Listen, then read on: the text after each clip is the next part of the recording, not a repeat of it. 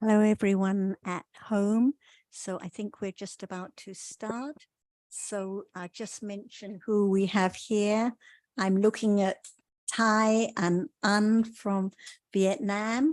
Carmen is here from Holland, from the Netherlands. Betty, Hung, and Dream from Bangkok. Eve in the background, and other people will be coming in as we start.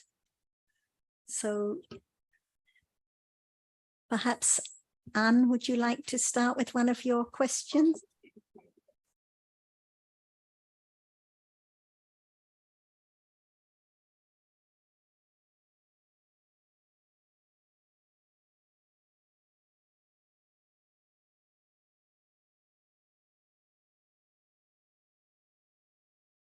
Being in the foundation, and it was quite an experience to me.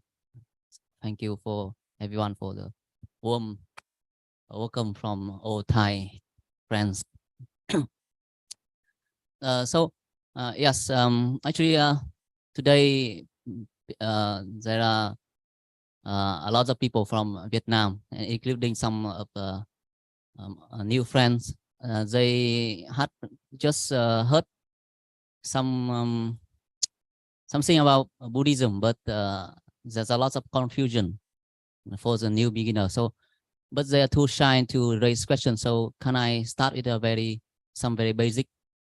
It seems silly because I'm not a beginner anymore. But yeah, first I would like to hear Ajahn share a little more about karma and vipaka, if possible.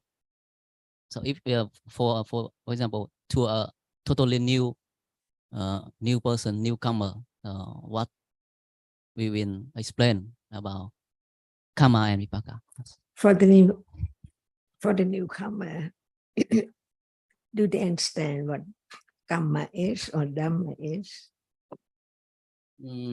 Actually, in Vietnam, it's totally from me, it's chaos. For example, they often worship the grandfather or grandfathers for the purpose that doing good in their business, and they think that karma is somehow passed from our ancestor to us, and then we do something, and when we live the world, when we die, we also live some good fortune for our children, for example. So in Vietnam, karma somehow is a benefit of the family benefit, just passing from generations to next generation.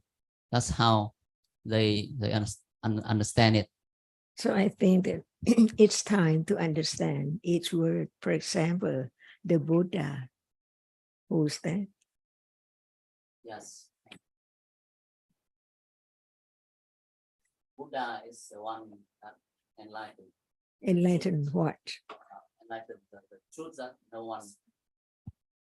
He enlightened the truth that no one ever knew before him.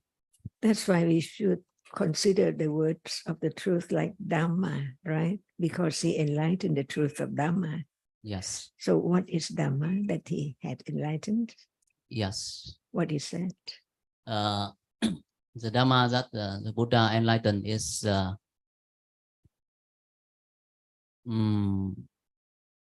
all the realities are. I'm sorry. Please wait for me for a minute. The truth that the Buddha enlightened, things that we in English we call them realities, and actually there's no people, no persons, no stuff, no lasting things. Most realities arise and then falls away immediately. So what is there now? Now there are two kinds of reality. The one is the reality that has the ability to experience experience, and other reality don't have such ability. The one that can experience is Nama, and the reality that cannot experience is Rupa. Yes, there's always Dhamma in life. Yes, and now there are Dhamma too. Yes. To myself, things appear now are nimitta, the people and chair and table and devices. The real.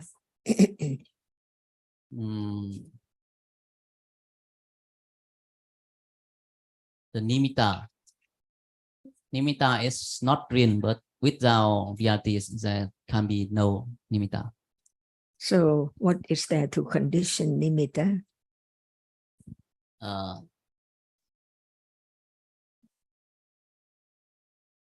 The people and stuff and lasting things are mostly conditions by Rupa. Is there nimitta now? Yes, they are all around.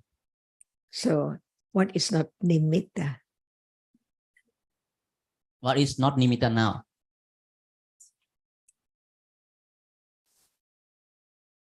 It's a very difficult question to me, but for example, I will pick the sound, for example. Otherwise, we just talk about different words like kamma and vipaka and so on. But what is there now? Can it be known whether it's vipaka or whether it's kamma? With understanding, we will be able to distinguish between Nama and Rupa, but it requires some level of understanding. So each word should be studied because it's there now, right? Yes. What is there now? One word at a time. Now it's hearing. Is hearing nimitta?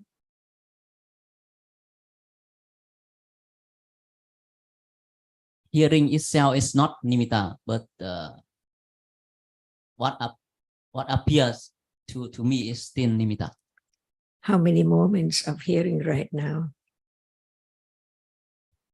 There must be many moments So of is hearings. it nimitta of the reality which arises to experience the object falling away instantly, very rapidly? So what appears is only nimitta of that reality. Yes. Mm-hmm. So now all are nimittas. What appears, all appears to the one with very little developed understanding. So Nimitta. every moment we live in the world of nimitta, right? Yes. And what is true? What is the absolute truth which condition the nimitta? The absolute truth that conditions nimitta are Nama and Rupa. What is nama? Nama is the reality that experience. So what is kamma? So in that term, from my understanding, karma is an accumulation of specific cetasika. Kamma. Yes, the karma is, from my understanding, is a accumulation of cetana. It is said to be cetana, but maybe I cannot distinguish between from my understanding, karma is not a single moment of cetana that arise and falling away, but must be some kind of accumulation. Actually, cetana is karma. It is the same. So at each moment in life, there is karma, cetana, cetasika. Cetana accumulates, yes, but at each moment, no matter whether it's at the moment of seeing or hearing or kindness or anger, cetana arises and it is karma. So this is because we're talking about the basics. Like you said, most people have a very confused idea of what karma is. Yes. And if there is no understanding of what Dhamma is, then it's impossible to understand what karma is. Yes. So the first point is, what is the Dhamma that is karma? Because we think of ancestors and doing good deeds, but actually it's just a reality now. Yes. Yes. That Chetana is not anyone's, not us or not the ancestor, not any ancestors. If there is no understanding of what Dhamma is, what is reality, is it possible to understand that karma is no one, not the ancestors, not anyone? Yes, is without understanding of realities, cannot be the exact understanding of what is karma or what is vipaka. So that's why Ajahn was asking from the very beginning, in order to understand what is karma, there has to be the understanding of what is Dhamma, what is reality now. So that's why it's good for the newcomers to begin to answer this question by asking more about what Dhamma is, because usually we live in the world of ideas. We all have our ideas about what the Buddha taught and about passing karma on and group karma and family karma and so on. But actually life is just in a moment now. The seeing now is not family seeing. Your seeing is not the seeing. So it's just a moment of seeing which arises, sees what is visible and falls away. At a moment of Yes. hearing arises, hears sound and falls away. No ancestor, no family, no person there. Yes. But without beginning to understand more about the realities in life now, those realities which experience an object and those realities that don't experience anything, it's impossible to understand anything about karma or any other topic. Yes. Thank you very much. So when you talk about karma accumulating, at the moment of seeing, does Chaitana arise? Yes, that's also one point that I intend to ask, because each moment, even in the moments of the 5 sense door, 10 sense door, chitta, right? We have Chaitana rise and falls away. Also, and one of my questions is, those Chaitana arise with the seeing or hearing, those Chaitanas also accumulated or not? So the Chaitana that arises from seeing or hearing are result. The seeing is result. Yes. The hearing is result. Actually, this is the result of past karma, the seeing now, the hearing now.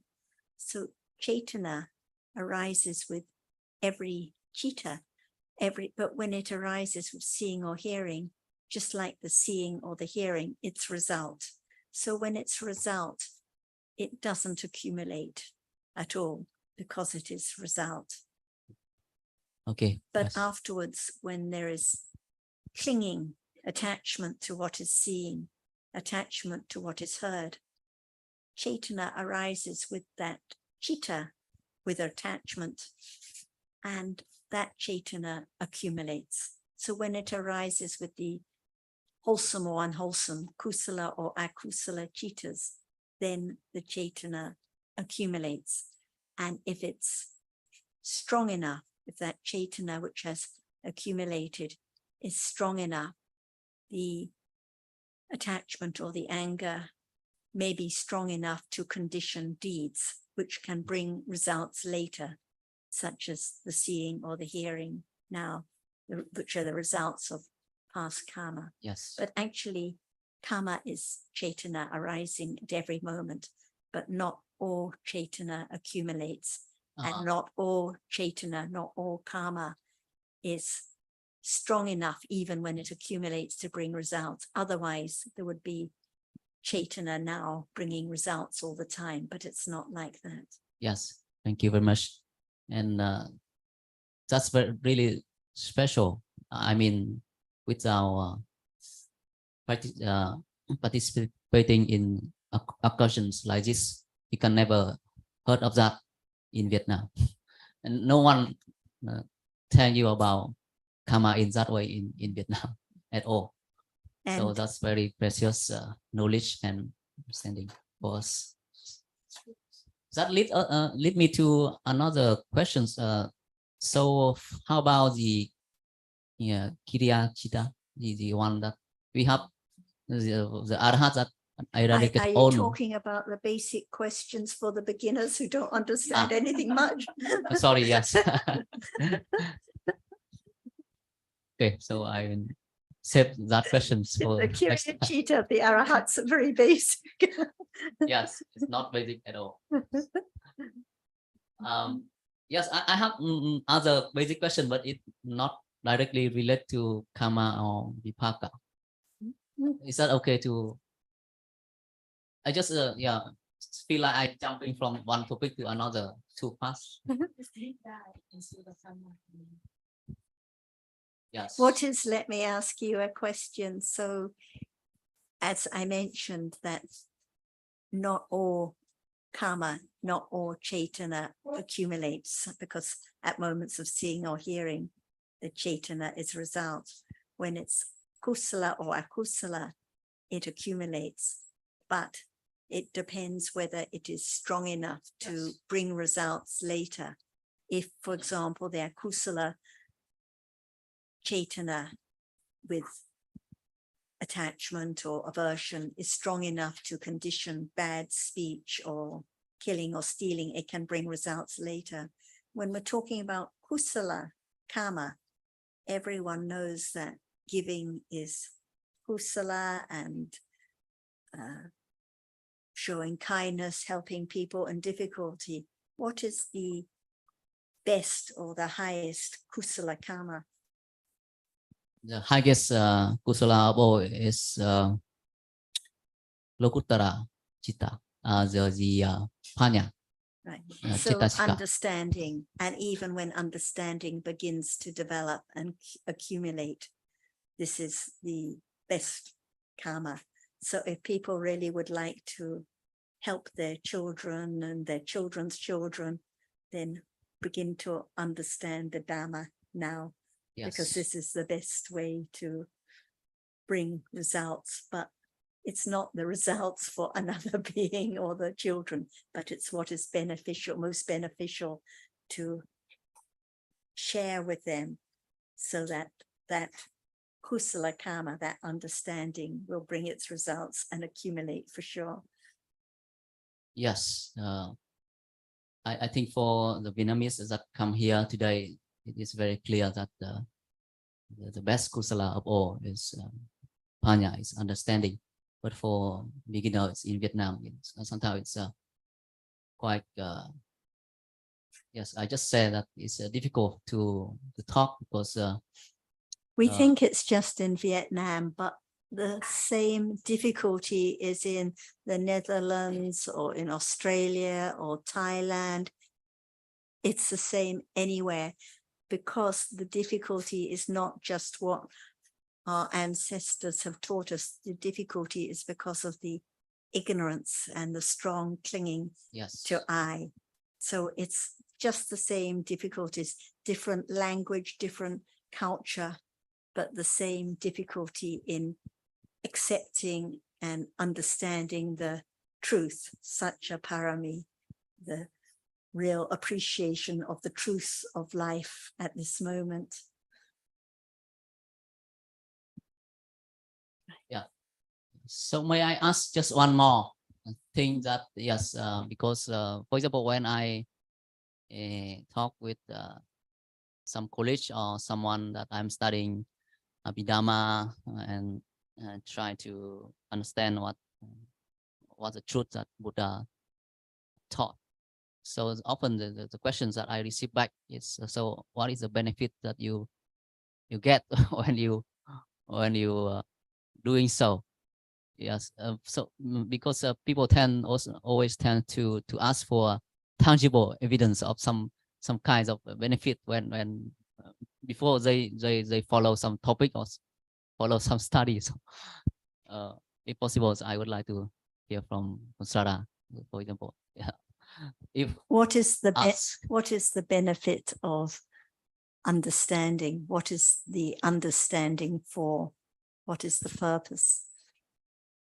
yes, the purpose of understanding is to be free from samsara. Because usually we think of the benefit for I. Actually, I was recently discussing a sutta with a friend on DSG about the sutta talks about understanding for oneself, understanding for the world, for others. But the third reason, the most important, is understanding for the sake of understanding.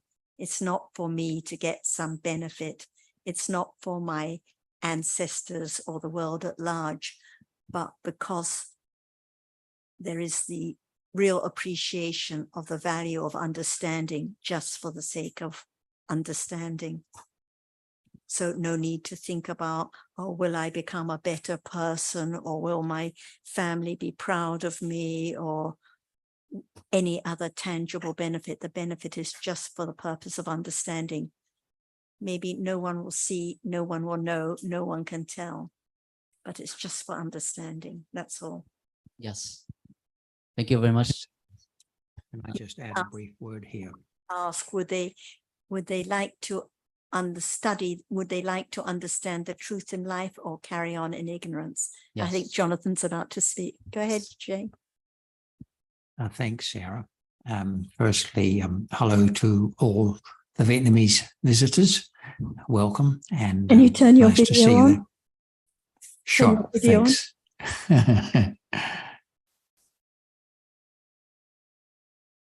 There we are. Hello, everyone. Nice to see you. I can see come back and hi and Tiny Tam in the back row, along with Mr. Long, I think, and then Mr. Zhao and Miss Ha, and hello, and the Bhikkhuni and the Bhikkhu. Hello, Bhikkhu. Hello, everyone. Okay. Anle, you've been asking some good questions, and I just wanted to make a short comment on your last one. How do you explain to newcomers the benefit of the advantage that one gets from studying the Dhamma? And you rightly said that the purpose of developing understanding is to bring an end to life in samsara. But of course, for the newcomers, that would not have much meaning, or would not perhaps seem particularly appealing because they at the moment have no idea about the dangers and the nature, the unsatisfactory nature of life in samsara. So I think the way to answer that question, if one is asked it, is to point to the fact that it's just looking for benefit for oneself. And the Dhamma helps us to appreciate that everything is conditioned, and we cannot make our life better by our own effort or exertion. Everything depends on conditions, and that's what we learn from the Dhamma. I just thought I'd add that brief comment. Thanks. Yeah, thank you, John. Yeah. And I hope that I will see you next time in person. Me too.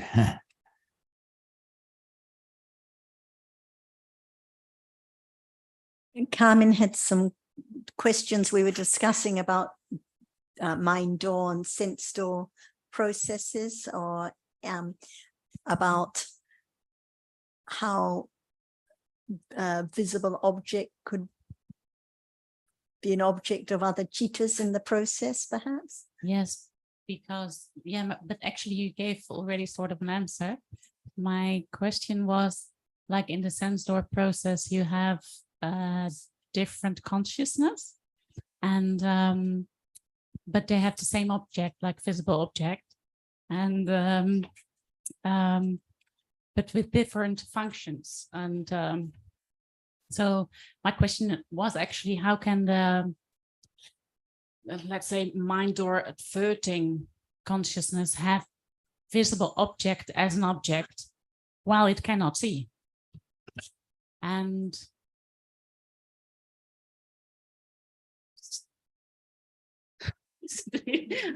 what's going on here? So, but you gave already a clear answer that they have different functions. So one is adverting towards it, and the other one is researching it. And so every cheetah has another function, but with the same object. But my initial question was, how can, if something should be seen because it's a visible object, how can you advert, while it is a visible object? But I understand now. Yeah. I think another topic which we ran out of time and didn't discuss, which you mentioned you'd like to bring up, was about conditions and about the difference between talking about a life stream and I. This is a good topic. Yes, because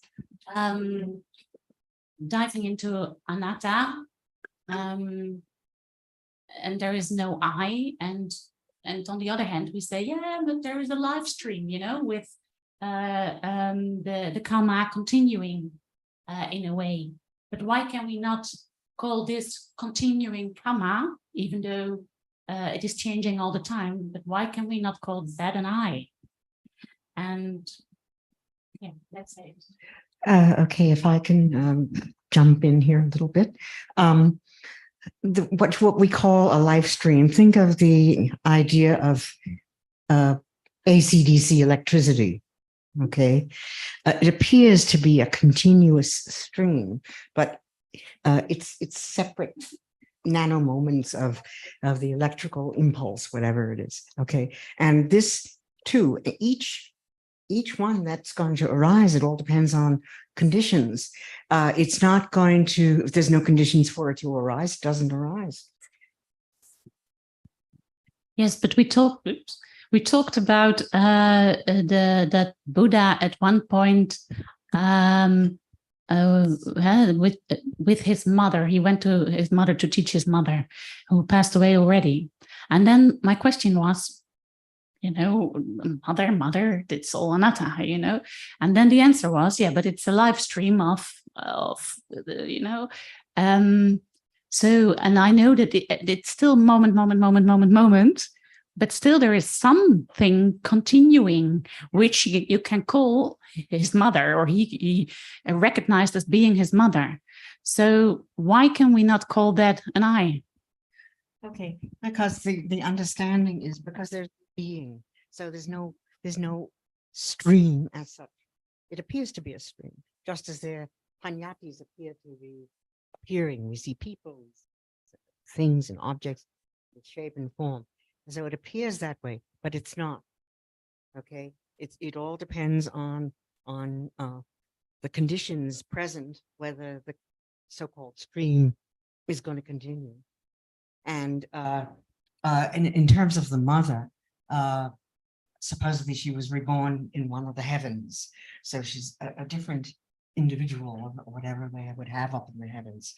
And so, with his understanding, he could remember, or he could see that was by conditions a new life that was, we say in just ordinary parlance, we say that was her in the past, but it's a totally different individual up there. Yes.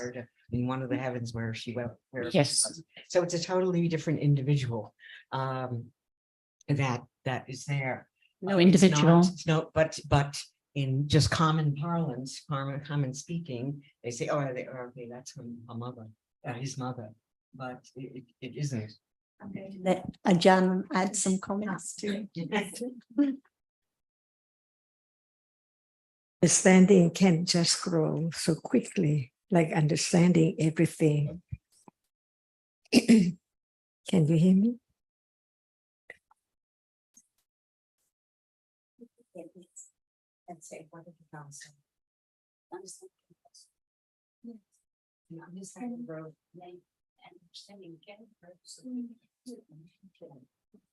Yeah, that's why if there's no firm understanding of the truth, we just think in our own way. There is doubt about this and that particular question. But what about the understanding of the truth of what is there now? Because now is the moment of seeing and thinking, but the other moment, a lot about other things, like how come this chitta after or before this and so on. But when there is the understanding of the truth of just one reality, there can be furthermore understanding about how come for such and such moment. For example, can the chitta before seeing see? Can chitta after seeing see? That's why we learn to understand it has to be in a process from that moment of just acknowledge, oh, there's something there. Pancha Dvara Vachana is there. It just knows what is there on what doorway, but it doesn't see yet, right? It just knows. So after that, seeing is conditioned after that moment experience that something is there in that doorway. So it's the moment of seeing, right? And after seeing, just see one moment and then gone. So what is the next? The rupa hasn't fallen away yet. There must be chitta, which is conditioned to experience the same object as seeing, but it does not perform the function of seeing. So we learn to understand the way it is and have the name for it, each one, like this one which received the object after seeing, but even it doesn't see, it experiences the same object. Sampatichana in Pali, just receive the object by conditions because the rupa hasn't fallen away yet. So it's there. How can it change? Because the object is there, has impinged on the eye base and still there, hasn't fallen away yet. That's why the next chitta does not see, but just receive sampatichana, the object, instantly and then fall. Just receive. So the other moment, the other chitta follows. Just know more about that object which has been received, not just received. And that is santirana. Even you don't say sampatichana or santirana, it's the way it is. Without word, but we have to use some word to understand what reality, what chitta is there, one after the other. And then the end of karma. Karma just condition the moment of seeing that object through one doorway, and that doorway is the idol, right? But the object still is there. So what would be next? The reality, which is not vipaka. Vipaka ends at the sampatichana moment. So that chitta is not vipaka or it's not karma because it just gave way for the accumulated tendency of attachment or aversion from life to life in years and years ago to experience, to arise and experience that object to be kusala or akusala, who knows, by conditions, even right now. The moment of seeing, conditioned by what karma in the past, we don't know in what life. So it's the way it is. That's why it's Dhamma. No one can change the way it is. After that chitta, Votapana, or the moment which give way for the kusala or akusala to follow. for the person who is not arahata. But for arahata, no more kusala and akusala. It is kiriya, performing the function of javana, just run through the object, no more to do, or just experience that object with kusala or akusala. If the object hasn't fallen away yet, karma still produce the vipaka, as it's the clinging so much to the object as the karma, sensuous object. So as long as the karma object is still there, karma produces two more vipaka to experience it. That's all. Performing different functions from seeing, sampatichana and santirana. And that function is the dalambana, but it's vipaka. So how many karma vajra vipaka arise to experience that object? Depend on the conditions for what type of vipaka will arise to experience that object after javana. It's now, right now. That's why we learn to understand what are there in life from moment to moment. Otherwise, there's no understanding of seeing that it's not just one process at all. Because if it's one process, can it appear as something or someone? That's fine. So numerous uncountable processes of seeing and the process of mind-out process. Because you see that when sense-out process all gone, what is left? No more. So it's the moment of pavanka, the citta which arises after patisanti citta, keep on arising, but it does not experience the object of the sixth way. So we begin to understand that the reality which is conditioned to arise from birth, keep on arising and falling away, perform different functions. But the truth, the nature of citta is that it is the chief of experiencing an object, no matter object appears or not. Like in a dream, fast asleep, nothing is there, no idea at all about what is there, my house, my home, my friend. Just like the moment of birth, the same object. And Buddha taught, what object is there? Even no one can know it, but it has to experience the object before death. That's why after seeing, if the mind or process does not follow, there cannot be any idea of that which is seen. But now, the idea of someone is not seeing or the process of the idol, because it experienced that with memory, marks and remember. It marks the object and remember the marks. So it make known that object as this one or that one all the time. And this is life, ordinary life.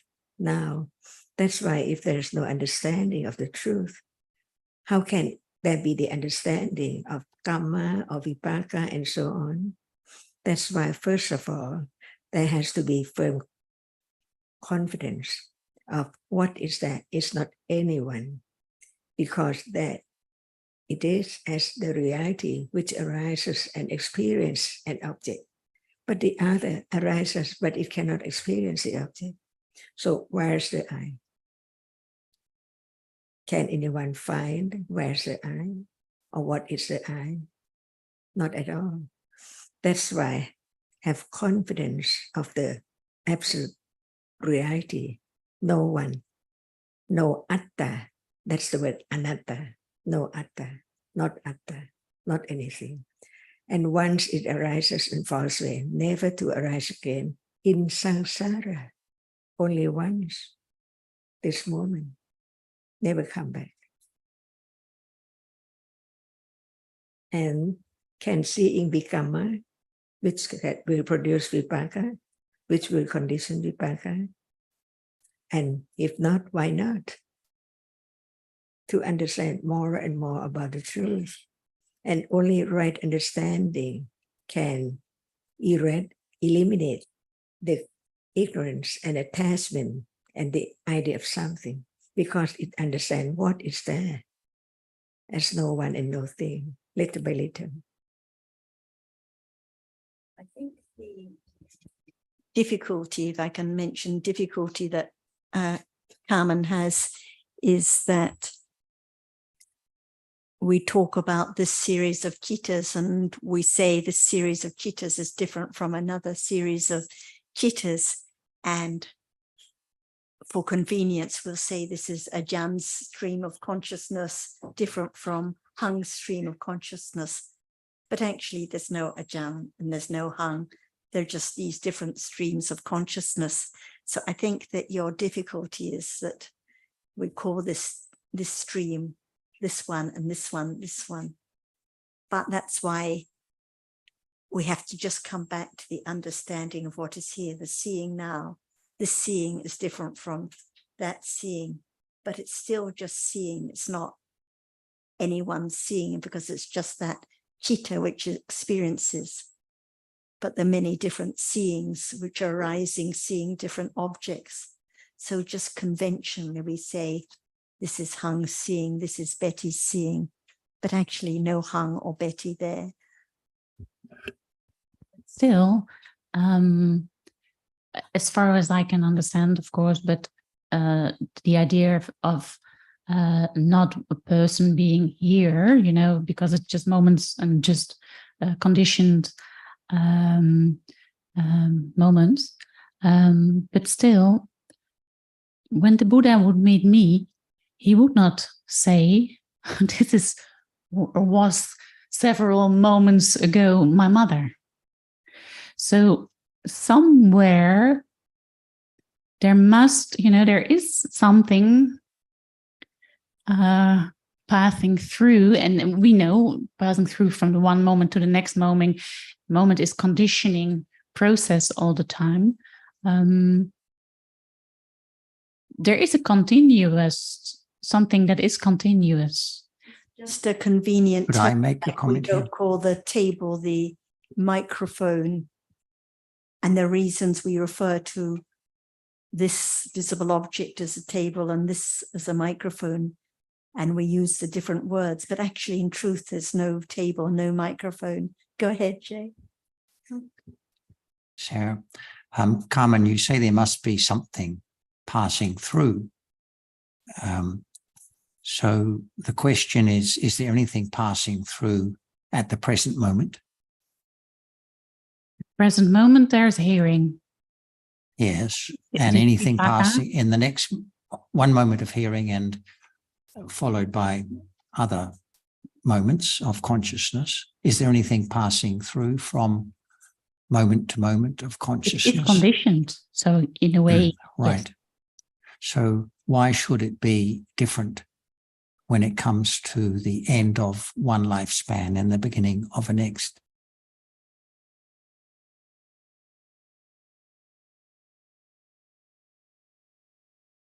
Good point.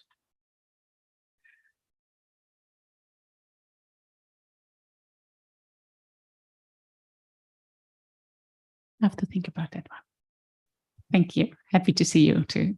Yeah, thanks. You too, Carmen. But that was the point of Ajahn's explanation, that what we take for the person now is just different jittas, rising and falling away, succeeding one another, performing different functions, of course, but nothing more than those different jittas. And so when it comes to the end of one lifespan and the beginning of another, it's just the same. Yeah, but in a way, let's say if I committed a murder last life, I like this, I have some consequences coming from that. If I didn't commit a murder last life, I do not have.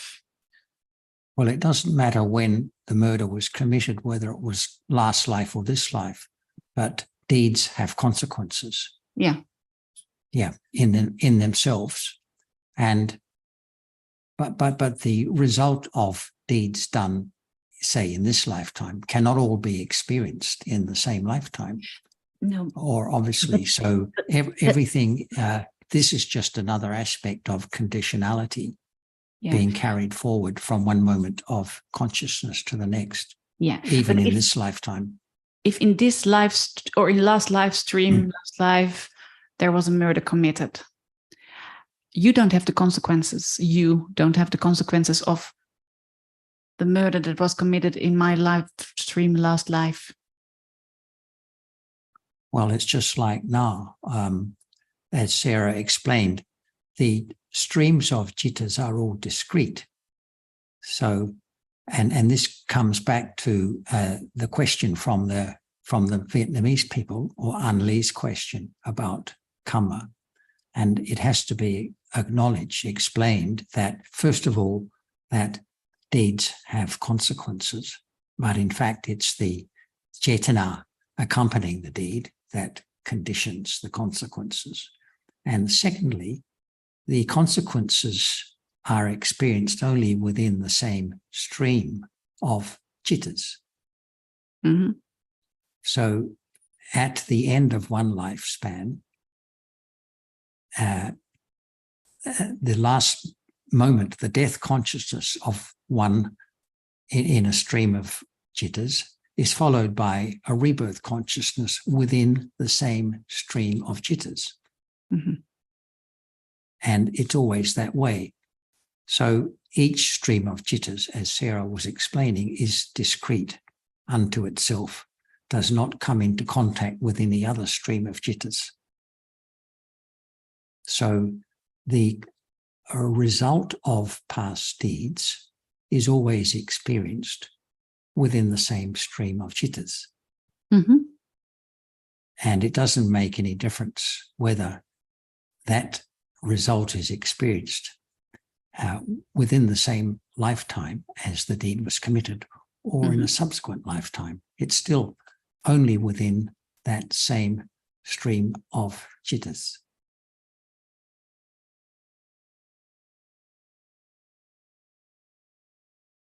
And so if nothing, so what passes from moment to moment in this lifetime is the accumulated karma that has not yet brought result, and results, and the karma that hasn't brought result in this lifetime will also be carried forward, as it were, with the potential to bring result in the future. But I don't see how this affects the question of whether there's an I or not, why it's so important to that issue, because it's all just conditions.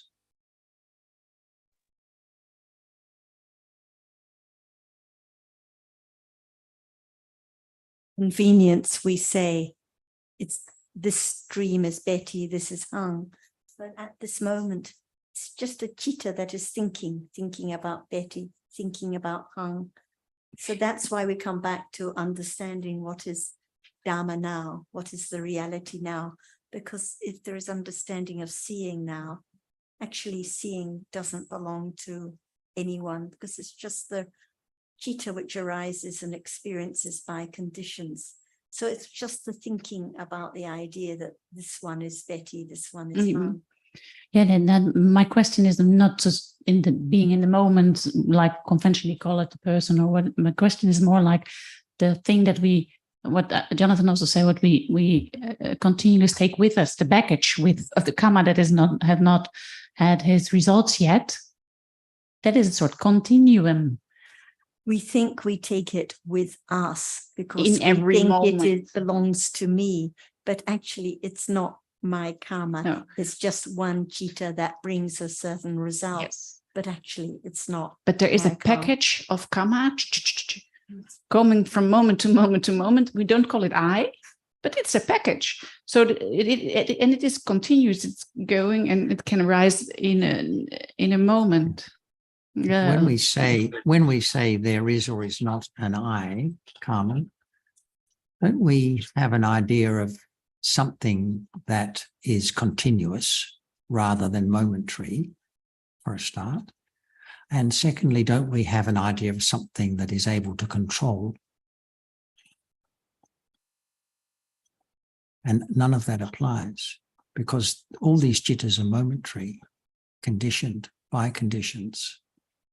And that can't be called an I, can it? Even though, and karma, let's remember that the accumulated karma that has not brought results is not the only thing that's carried forward. All the likes and dislikes that have been accumulated are also carried forward. Does that make it an I? Because the karma that's been accumulated and carried forward is no different from the likes and dislikes, or the tendency to get angry, or to, I don't know, the way we speak and do things.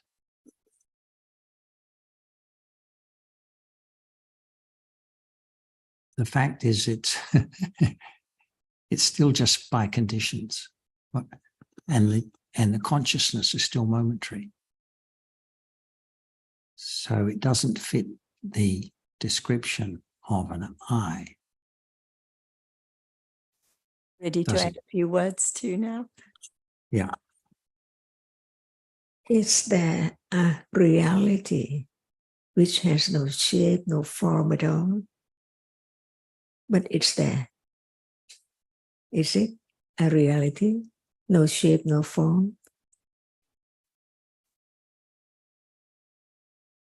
That's why we have to understand what is there in life, to really understand the nature or the truth of what we say as citta or vijnana or mano. Is it there now in this room? Yes. Can you find it? Can you touch it? But it's there, right? So at this moment of seeing, who can understand instantly or directly that what seeing is, because now there is seeing? How can we imagine the reality which experiences that which is now appearing? What is seen? See, it is seen, but what sees it? The reality which arises to experience an object. No shape, no form at all, from birth. If we can understand that from birth, we can understand that it continues to appear, like now, seeing, hearing. So what is there at birth? A reality which arises and experiences the object for sure. It's not hardness of the tree or the sky or anything, but it's a reality arises and experience an object. But at that moment, it's not the object of this world. When we take what is there as a world, it has to be experiencing through one of the 6 doorways. So at moment of birth, the reality which is conditioned to arise, to experience, is there. But the object is unknown. And when we learn about the Kamma and Vipaka, birth consciousness is the result, the Vipaka, of one Kamma. So many Kamma, some are wholesome, kusala, and some are unwholesome. Which one will condition that birth consciousness is unknown at all? And not only just Kamma in this life, a previous life, eons and eons ago, like Buddha before death. Pain. How come? From what life? See, so we don't understand what is there in life, seeing, hearing, pleasant object or unpleasant object. That's why we learn from moment of birth, the reality which has no shape, no form, no smell, but it's there, arises by condition just to experience the object. And we have to consider carefully about each word of the Buddha. What arises is conditioned by conditions. Through condition, it's arising. So as soon as it has risen, it falls away instantly. no condition for it to keep on going on, stay on, last. Impossible. That's why the first moment in life is so short. It's the result of one karma. But karma does not produce just one moment of vipaka of its result. So short, not enough for karma. That's why it conditioned the next moment. And even the patisanti citta, the birth consciousness itself, is conditioned for the next moment to arise by way of anantara paccaya, non-stop. As soon as it has fallen away, it conditioned next moment to arise, next citta. With cetasikas, we don't talk in details.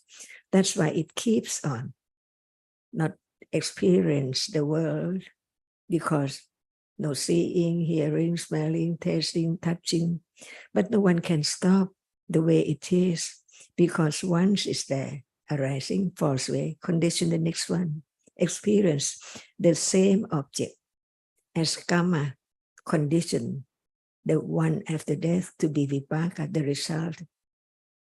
How many moments we don't know, but it's the same citta, conditioned with the same karma to be such and such, with different rupas and other that we have learned, conditioned. So now, until who cannot stop the arising and falling away, it experiences the object through one of the six way. So it is only that which experiences the object. But the condition for it to experience different object is there. When it's idle process, that which can impinge on the ibis, impinge on it. So it arises to experience the object by condition. At that moment, it's not the object of birth anymore, or of it, which arises and falls away before seeing. That's why we talk about what is there before seeing. See? What is there before seeing?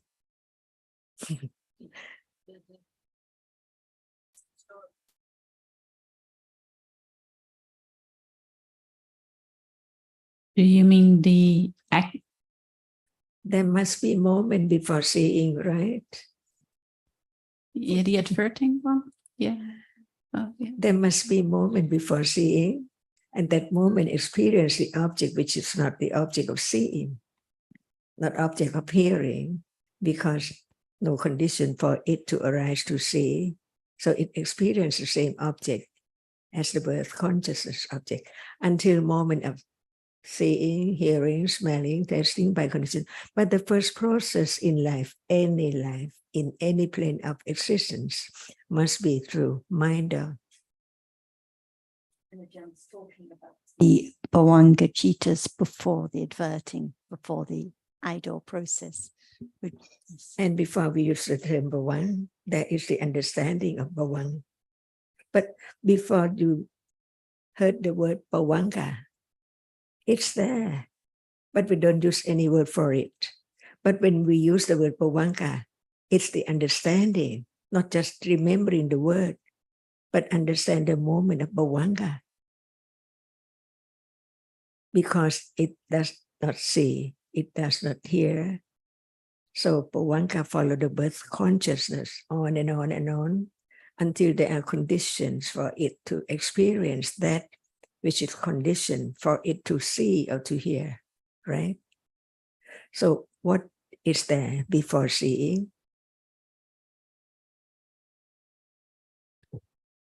First the adverting and before the bhavanga. Is there any reality before seeing? For sure. Citta, we use that word. What is its object? The visual from the visual object. About the adverting consciousness, Yeah. And bhavanga we don't know. And before adverting consciousness? Bhavanga we don't know the object. See, can we change? Can we change it? Mhm. It would be nice. That is the understanding of anatta. Begin to understand more and more of anatta because we learn the way it is. If we don't have such understanding, we might think that, oh, I can do. But in truth, nothing can be done. Why? It's already arisen. No matter the thinking to try to do, to change, it's there by condition. Ready, already, arising and falling away instantly. And this is the understanding more about anatta-ness. So we learn to understand each word of the teaching, to understand more and more of anatta-ness. Otherwise, just the word anatta doesn't help to let go the idea of self until there is a little more understanding of each reality and its conditions. The proper condition for whatever citta arises never change, impossible. It has to be by conditions. Proper condition for one citta to arise. Whether it is seeing, the condition for seeing is different from the condition for hearing to arise. But before that, the same. There must be that which is conditioned to be the result of one karma. Keep on, experience the object of the patisanti citta, and then change by condition to see, to hear, and so on, and to think. See, but never return, just only once in samsara, anatta. So keep on going until death. Who knows when will be death moment? See, anatta. And actually, it's just like the moment of sleep. It's not known before. No, nothing to do. It's useless to be afraid of it because it can be right now, like falling asleep right now. No time to be afraid. No time to fear anything. Anatta. And this is true for each life. No matter the past one, or the living one, and the next life, never change the way it is because they are anatta. Dhamma or dhammas are anatta. And each word of the Buddha is for understanding only, not to do. Can I ask one more question about because when one becomes a sotapanna, then Okay, so soon. no, but it is about anatta. But we had then one of the things is that we got a right understanding of I, let's say it. But what I do not understand, people still have conceit. And in my opinion, as far as I understand, because I don't probably, because that's why I don't understand it. But if you have conceit, then there is not. When conceit arises. Yes, sorry, yeah. When conceit arises, thank you, then there's something of an idea of I included. Even right now, no conceit, but it's I. Yes, see. but I'm not a sotapanna. No, a sotapanna still see. Yes. And seeing cannot be changed. Mm-hmm.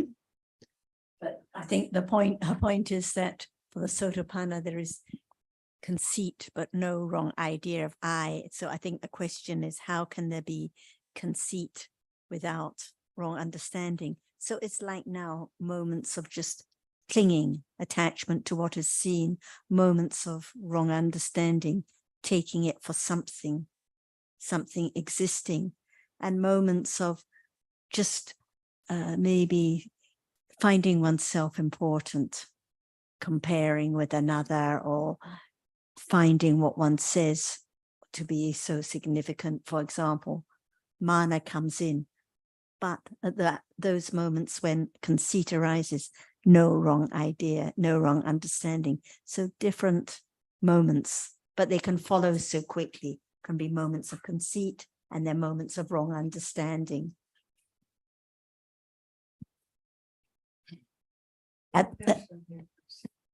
And if I could just add briefly. Who does not have conceit? See, so Sotapanna is an arahata. Go ahead, Jen. And Carmen, the idea of whether there's a self or whether there's not a self is a view about the way things are in reality. So it's an idea that is held, rightly or wrongly, about the way things really are in the most basic sense. Conceit is just a comparison, or yes, between different individuals,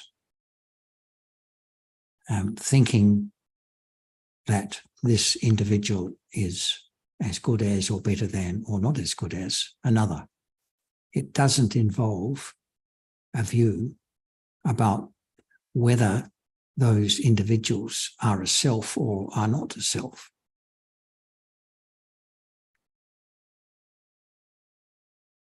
So that's why conceit can exist independently of right or wrong view about I have to the sharpen existence of a my self.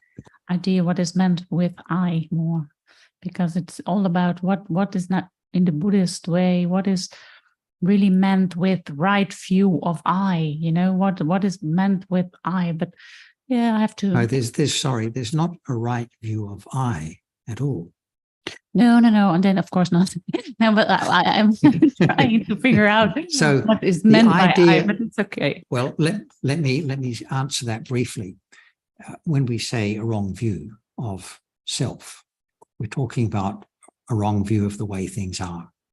So any view that is not a right view is a wrong view, right? Now, it doesn't matter. There's so many different ways that that wrong view can be held. So there's no definition of what it actually is. But if it's a view that is not just an opinion, not just a thought, not just an idea that we've had from reading a book, but a belief that is accumulated and held, whether we're conscious of it or not. If there's a held view and it's not in accordance with the way things are, then it's a wrong view. And when it pertains to the nature of the individual, then it's a wrong view of self.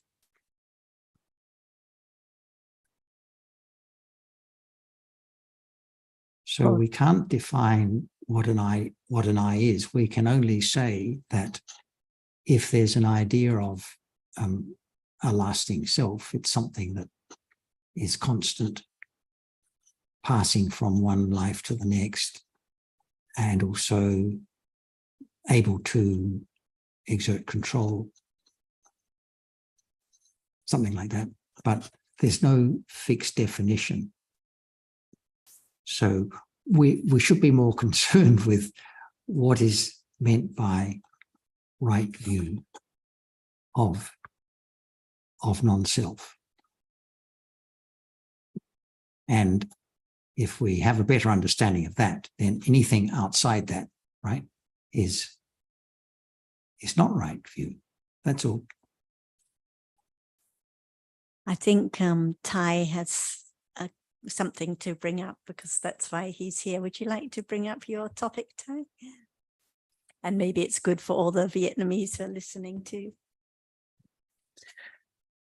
Just back a little bit about the karma and the result karma, and how come karma can make the result.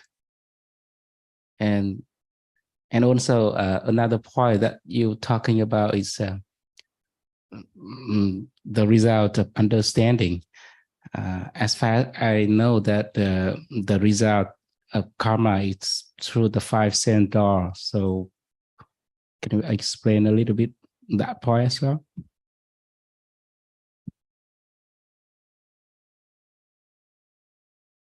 Is there birth moment, Yes. cause, karma, or result? Out. So it begins from birth consciousness, right? Yeah. And is it enough for one karma just to produce one moment of its vipaka? Yeah.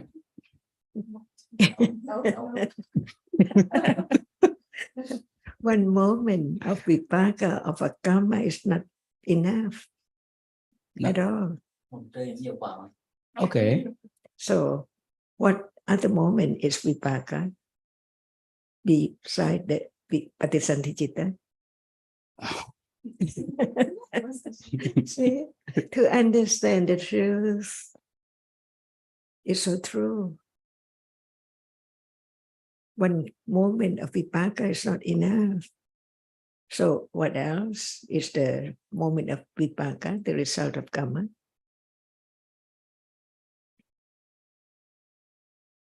Start from the very beginning. One moment, birth consciousness is not enough to be result of one karma. See? What follows the birth consciousness? The same as the answer to the question to karma, and what chittas arise before the idol process, before seeing. Chaitanya. What? Wild guess.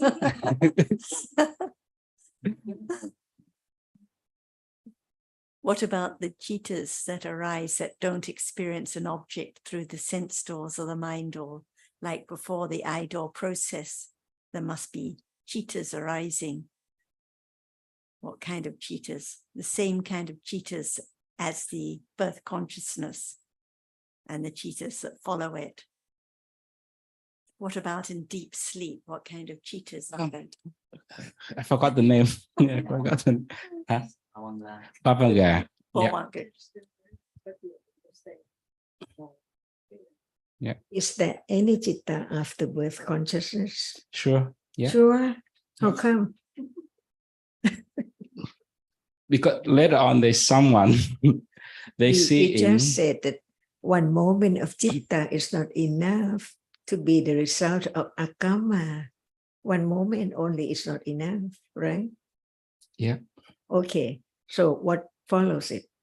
What is that citta after that? After birth consciousness? Yes. What is it? Pavanga, maybe. The result of same karma. See? This is the beginning to understand clear about citta. To understand that actually no one can do anything. It's the way it is.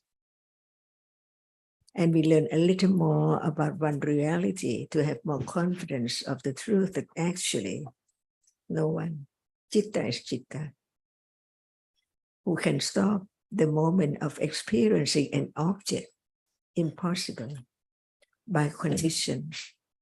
So we learn little by little to understand what conditions condition the moment of citta after birth consciousness.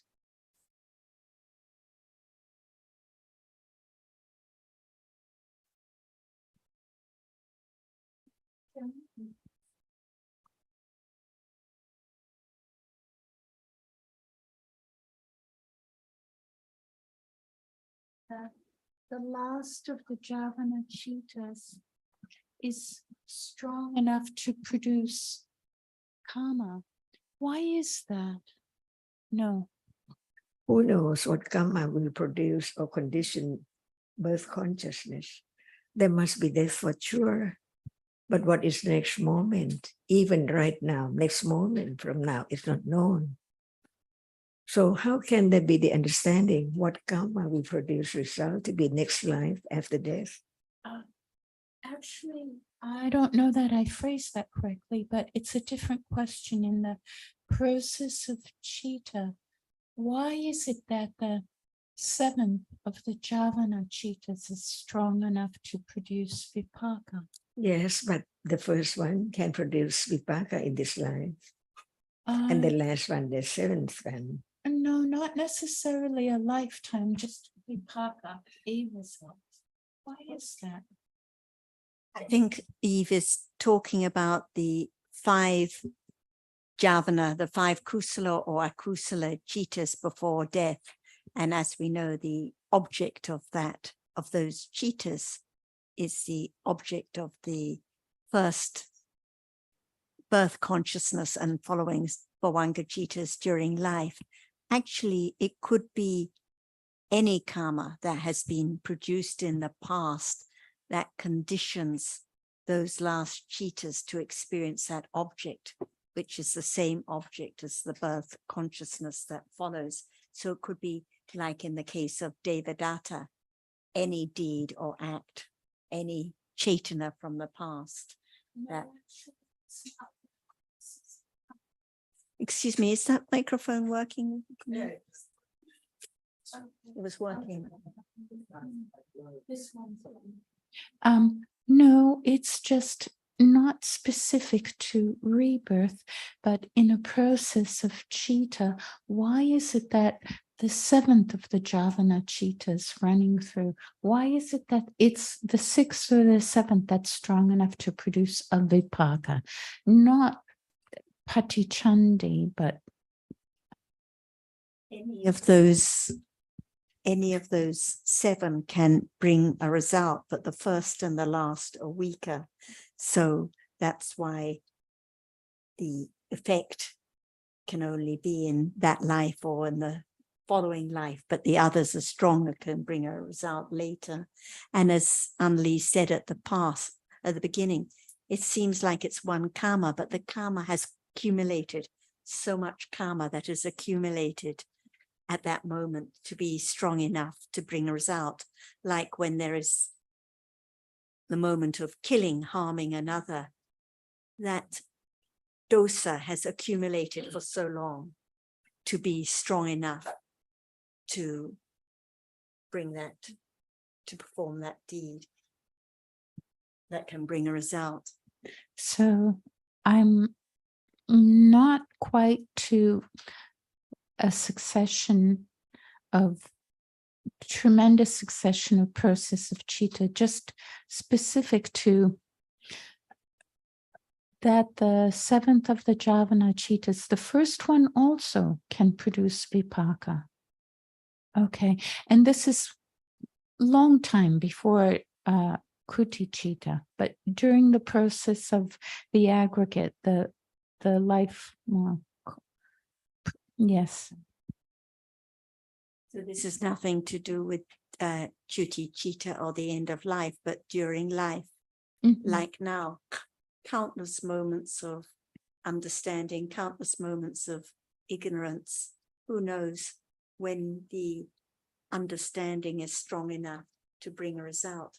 So it's one chaitana, but it's accumulated from many, many moments of chaitana that can bring its result.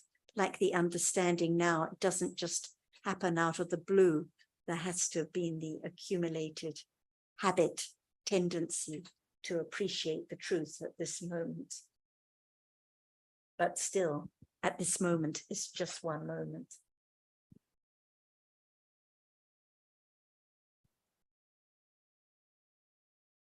And on Thai's question about how can karma bring result, because this is what we're talking about. This is the paccaya. So we know whatever arises by different conditions, different paccaya, and karma is one. So when karma brings a result, it is the chaitana, which is the paccaya, and the result, the paccayopana, such as seeing or hearing now, occurs later at a different time. So the result is always later, except at moments of enlightenment, but otherwise the result is always later, also according to other conditions as well, as to whether that result arises or not. So this is how we learn about different paccaya. And as the Buddha said, we can never work out or understand all the details. And we just will go crazy trying to work it out. But we just know that when the Chaitana is of a certain strength, it can bring a result later, that's all. But it needs the support of other conditions to do so. No one there, no one to control, no one to make it happen, nothing to do with ancestors at all. And the result of understanding, so the understanding accumulates and it brings its result. So this is why the Buddha said in the sutta that all the great generosity and great gifts that Anathapindika performed, for example, all his offerings to the Buddha and the monks, nothing compared to development of kindness, of metta, and all that great metta, all that great generosity, nothing compared to a moment of understanding the arising and falling away of reality now. It's just confused a little bit about the classify, because as far as I understand it, the result of karma is about the seeing, hearing, touching, that experience the five subject via five sense door, and understanding, the result understanding is not in that group, right? Because the understanding is not the vipaka. Yes, yeah. So, and that's why we find the result of understanding. The result understanding is. And what other results are there besides seeing, hearing, smelling, tasting, and touching? What other results are there from karma? Your favorite topic? No, I don't know. That we started talking about. What about the first moment of life? Bhavangacita, huh? The Patisandhi and the Bhavangacitas that follow. So they're also the result. What about the birth in this realm, able to hear the Dhamma, or birth in an animal realm or insect realm or ghost realm? Results of different karmas.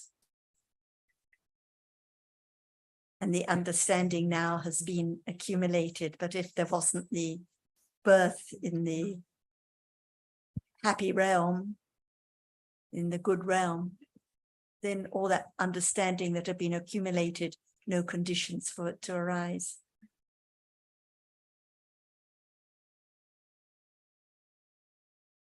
And what about when it's birth with 2 or 3 roots, 2 or 3 wholesome roots, and birth with no roots, like in the animal woeful realm?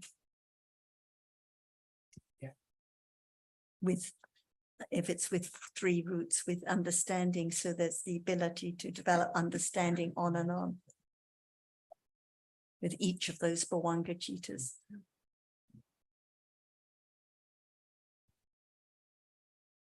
Maybe I understand times a little different.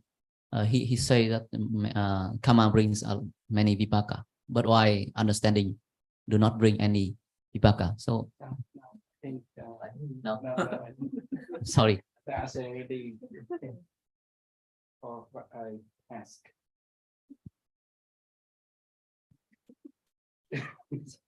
We begin to understand just 2 moments, right? Birth consciousness, the moment of birth, and what follows. You use the word Bhavanga. But what is the truth of it? What is Bhavanga? The moment that there is the Rupa and Dhamma, but this We are but talking not yeah. okay, about Chitta, right? Yes. The chief of experiencing. Yes. So it is different by function. Yes. It has the same nature, arises to experience an object, the chief of experience, no matter at moment of attachment, aversion, or understanding. Chitta is there. Does it appear now? Again. Does citta appear now? Okay. Yes. Yes. Yes. The object of that which experiences appear, or the citta itself appear. I think the object. See, from life, is there any moment that citta appears? Sorry.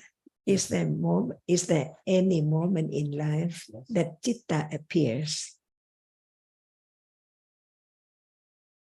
All the moment. Really? There's chitta. There is citta every moment, but does it appear? Does citta itself appear? No. See, No. so it's not understanding of citta, because citta does not appear yet. Right. But there is the idea, right understanding that there must be a reality which is different from any other reality, because it just arises and experiences the object, no matter the object is known or unknown. But it is a reality which arises and experiences the object. Firm confidence of that. So is you or citta now?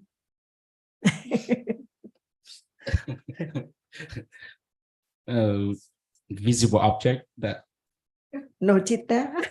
there's chitta. Only visible object. See, that's why we learn to understand the truth of each moment, to have firm confidence whether it is the understanding of citta or just the idea about citta. And when we appear, if there's no attention, no understanding, no thought about it at all, it's just what is there, it's the object. Yes.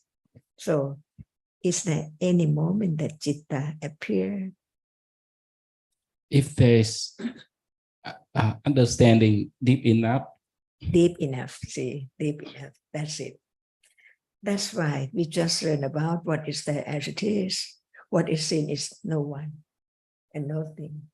It's only that which impinge on the eye base, condition a moment of citta to experience only that object which impinge on the eyes, see. So can a person appear to seeing? No. What appear? Whatever that experienced by Dhamma, by chitta. Is citta different from other reality which experience the object? It's the same with chitta.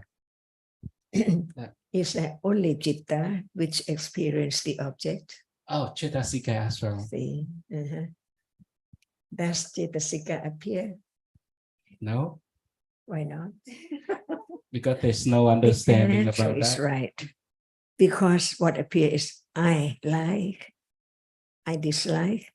So the reality which like or dislike does not appear.